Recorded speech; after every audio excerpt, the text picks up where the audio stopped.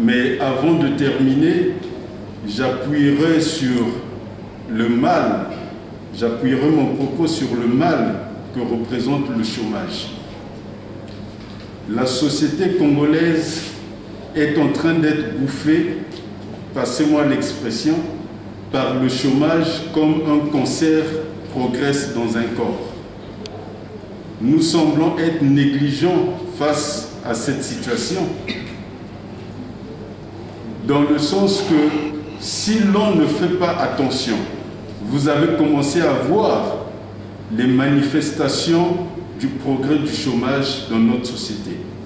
Il y a quelques mois, des images d'enfants mineurs se prostituant ont circulé dans Brazzaville et dans le Congo. Une telle situation se produit parce que les parents ne sont plus à même d'assumer les responsabilités de prise en charge qui sont les leurs à l'égard de leurs enfants. Vous avez aussi assisté à l'explosion des violences individuelles. On a parlé des bébés noirs. Dans nos différentes villes, ils ont porté des noms différents, mais dans tout le Congo, on a vu des personnes s'organiser en bande pour poser des actes de violence extrême, notamment donner la mort pour des sommes d'argent totalement insignifiantes. Et tout cela, ce sont les conséquences du chômage. Et lorsque ces choses commencent à monter dans la société et que vous n'y prenez garde, un jour, les mêmes bandes qui s'attaquent aujourd'hui aux personnes privées finiront par s'organiser en factions armées et s'en prendront à l'État. Mais cet État est en train de s'effondrer aujourd'hui déjà, sans même que nous en soyons à ce que je viens de décrire.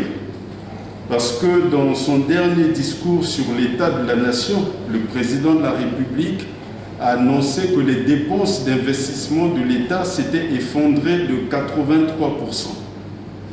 Il ne reste donc plus à l'État que 17% de sa marge de manœuvre. Lorsque l'on sait ce que signifie économiquement l'intervention de l'État à travers ces investissements et que vous avez un État qui perd ses capacités d'investissement de 2014 à 2020, en 5 ans, l'État a perdu 83% de sa capacité d'investissement. Ce qui signifie qu'à situation constante, les 17% qui restent de capacité d'investissement vont être absorbés soit au cours de l'année 2021, soit au cours de l'année 2022, et l'État congolais ne pourra plus investir.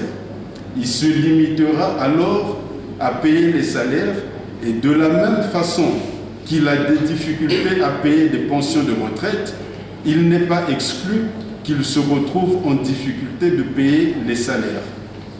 Ce qui fait que d'un point de vue mécanique, on voit là l'État en train de s'effondrer. Et pour cette raison, je rappelle que lorsque nous arrivons à des situations d'une telle gravité, ajouté à tout ce que j'ai décrit, il faut un chef de l'État pour relever l'État. Je vous remercie.